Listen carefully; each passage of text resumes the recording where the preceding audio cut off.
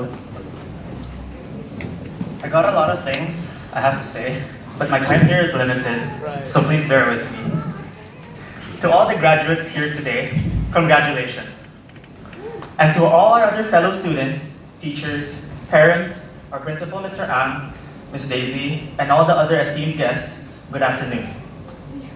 Almost exactly 1 year ago, I stood on the stage, on the opposite side, as the MC for last year's graduation ceremony. It is a great honor for me to once again be standing here today, in front of all of you, this time to deliver a speech. For 12 years, I have waited for this 5 minutes up here.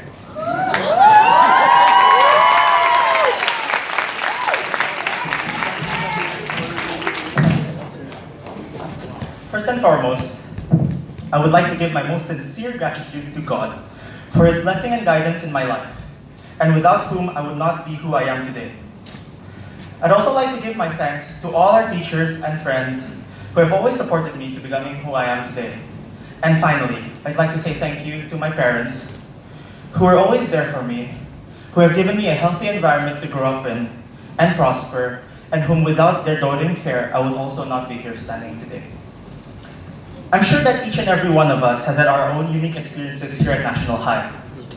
Through ups and downs, good and bad times, joy and chem classes, Shot.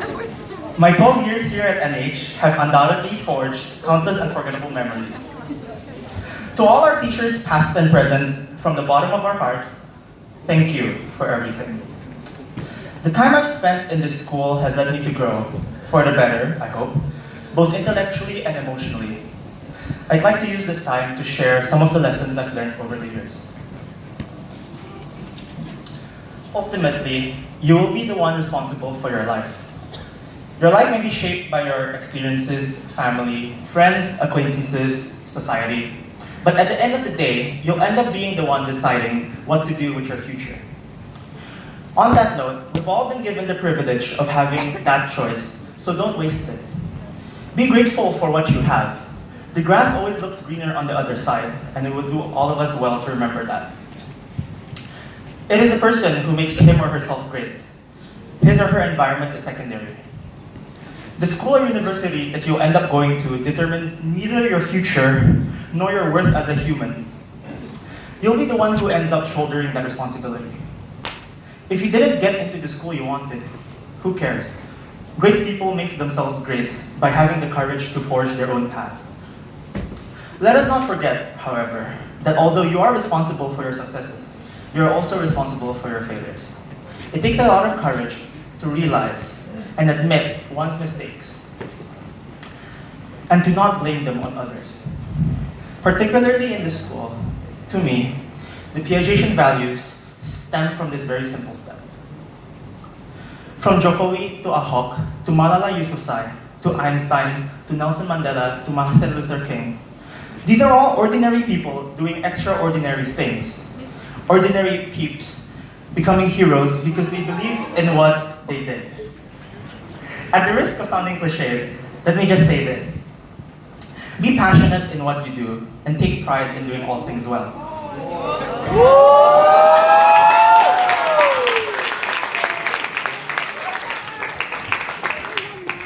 Do what you love and love what you do, because there's no point in doing what you don't like. Because you won't put your heart into it, and someone else who does will end up outperforming you. As Ms. Mara often says, the school is a controlled environment for students to make mistakes. I couldn't agree more, and to that end, I implore you, take risks and make mistakes now. Do so while the consequences aren't as harsh as they will be when you're an adult. To be allowed to commit mistakes with minimal repercussions is a privilege, and one that is given up by becoming of age. People frequently compare me to Albert Einstein, and as such, it is only appropriate that I pay homage to him by quoting him. Once you stop learning, you start dying.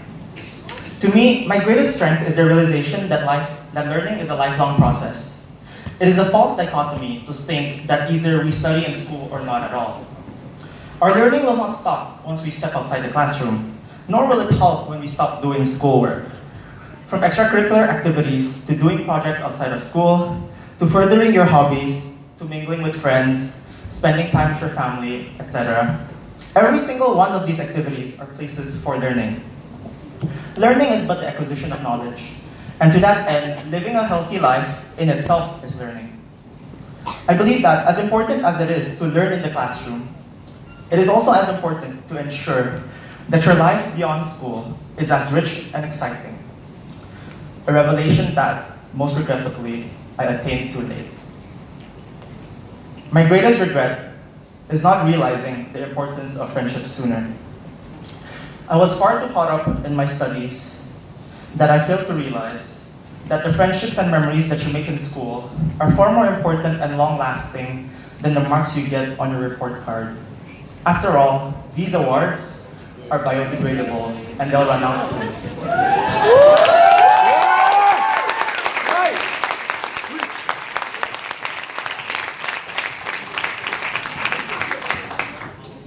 Our lives are ephemeral and unpredictable, always changing overnight. Through the news, we hear our world become increasingly dangerous, and almost every day, we hear of people losing their lives just like that. If anything, this serves to remind us that our lives are short and temporary, and that in the very long run, none of us will matter. From ashes we came, and to ashes we will return. Which is why it is ever so important for us to build a lasting legacy. Our future is coming soon, and as we step into it to carve our own paths, I ask that no matter where life takes us, let us not forget each other and the memories we've made. Once again, to the class of 2018, congratulations. The future of our country and our world lies in our hands. Alongside our friendship, let's take advantage of our unique and diverse advantages and talents to bring pride not only to national high, but also to make Indonesia great again. Thank you.